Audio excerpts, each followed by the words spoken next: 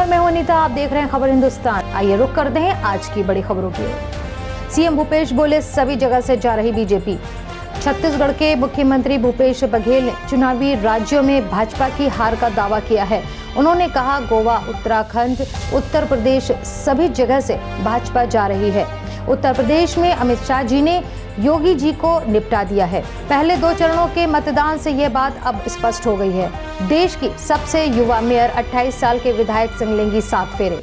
देश की सबसे युवा मेयर आर्या राजेंद्रन शादी के बंधन में बंधने जा रही हैं। तिरुवनंतपुरम की मेयर आर्या राजेंद्रन विधायक केएम सचिदेव के संग 7 फेरे लेंगी। आर्या साल 2020 में उस वक्त सुर्खियों में आई जब वह सिर्फ 22 साल की उम्र में ही देश की सबसे युवा मेयर बन गई थी।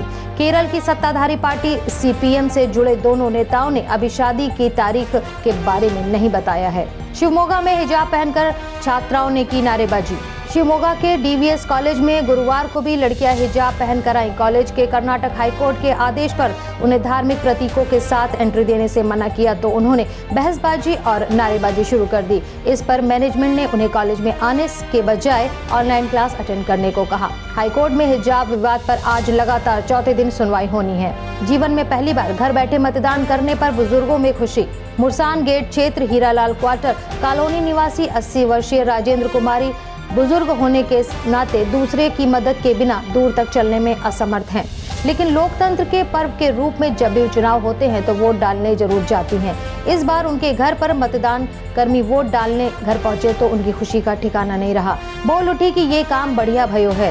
पूर्व पीएम मनमोहन सिंह ने कहा, मैंने बोला कम, काम ज्यादा किया। देश के 5 राज्यों में हो रहे चुनाव में पूर्व पीएम डॉक्टर मनमोहन सिंह की भी एंट्री हो गई है। पीएम नरेंद्र मोदी की अबोहर रैली से पहले उन्होंने वीडियो के जरिए केंद्र सरकार पर निशाने साधे। पूर्व पीएम ने कहा कि मोदी सरकार का राष्ट्रवाद नकली है, जो अंग्रेजों फूट डालो और राज करो की नीति पर चलता है। मनमोहन सिंह ने कहा, मैं मानता हूँ पीएम के तौर पर काम कर मैंने ज्यादा बोलने की जगह काम को तरजीह दी। हमने सियासी लाभ के लिए देश को नहीं बांटा, कभी सच पर पर्दा डालने की कोशिश नहीं की। एनएसई की पूर्व सीईओ चित्रा रामकृष्णन के घर पर आईटी का छापा। नेशनल स्टॉक एक्सचेंज की पूर्व सीईओ चित्रा रामकृष्णन के मुंबई स्थित घर पर इनकम टैक्स की रेड हुई। उन पर आध्यात्मिक गुरु के साथ गोपनीय जानकारी साझा करने का आरोप है। सेबी ने 11 फरवरी को रामकृष्ण पर जुर्माना लगाया था। मार्केट रेगुलेटर ने एक्सचेंज की गोपनीय जानकारी को किसी अज्ञात व्यक्ति के साथ साझा करने के लिए चित्रा पर 3 करोड़ रुपए का जुर्माना लगाया था। रामकृष्ण ने दिसंबर 2016 को सीईओ का पद छोड़ा था। रणजी ट्रॉफी का नया सीजन शुरू हुआ। कोरोना के चलते लंबे ब्रेक के बाद आखिरकार रणजी ट्रॉफी की शुरुआत हो रही है। इसे लेकर खिलाड़ियों में काफी उत्साह है। वो बीसीसीआई के शुक्रगुजार हैं। 2 फेज में हो रहे इस टूर्नामेंट के मुकाबले की शुरुआत हो चुकी है। दिल्ली, तमिलनाडु, आंध्र प्रदेश, बंगाल, बड़ौदा, राजस्थान, असम और महाराष्ट्र जैसी टीमें मैदान में हैं। गया में पुलिस और ग्रामीणों के बीच हिंसक झड़प। बिहार के गया में पुलिस और ग्रामीणों के बीच हिंसक झड़प में 10 से ज्यादा पुलिसकर्मी घायल हो गए हैं। वहीं दूसरी तरफ गुस्साई पुलिस ने बालू माफियाओं के समर्थन में उतरे लोगों पर जमकर लाठियां भांजी हैं। इसके साथ ही पुलिस ने कई महिलाओं को भी गिरफ्तार किया है। महिलाओं ने आरोप लगाया है कि उनके हाथ बांधकर पुलिस ने पिटाई की है। आड़तपुर गाँव के पास मोहरहर नदी में किए गए बालू घाट के बंदोबस्ती के बाद खनन का विरोध कर रहे ग्रामीणों पर पुलिस ने जमकर लाठियां बरसाई हैं। झांसी में सीएम योगी बोले, दंगा मुक्त सरकार, भय मुक्त सरकार, बीजेपी का संकल्प। सीएम योगी आदित्यनाथ ने झांसी के बबीना में गुरुवार को एक जनसभा को संबोधित किया।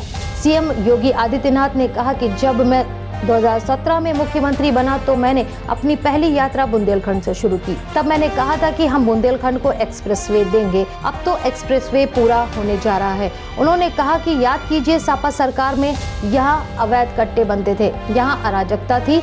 योगी बोले, दंगा मुक्त सरकार, भय मुक्त सरकार, बीजेपी का संकल्प है। Himachal Pradesh police orchestra band ने शो में आए गेस्ट रोहित शेट्टी का दिल जीता। बॉलीवुड के action grand master Rohit Shetty का देश के पुलिस वालों से हमेशा से ही खास जुड़ाव रहा है। हाल ही में वे कलर्स के शो हुनरबाज देश की शान में नजर आए। रोहित इस शो में बेहतरीन 12 प्रतियोगियों को चुनने में जजेस मिथुन चक्रवर्ती, करण जौहर और परिणीति चोपड़ा की मदद करने के लिए आए थे। इस दौरान उन्होंने इस शो के मंच पर एक से बढ़कर एक प्रतिभाएं देखी, लेकिन जो एक्ट उन्हें सबसे ज्यादा पसंद आया वह एक पुलिस ऑफिसर ऑर्केस्ट्रा बैंड का था। हिमाचल प्रदेश पुलिस के इस ऑर्केस्ट्रा बैंड ने रोहित का दिल जीत लिया। तो ये थी अब तक की खबरें। आगे की अपडेट्स के लिए बने रहिए खबर हिंदुस्तान के साथ।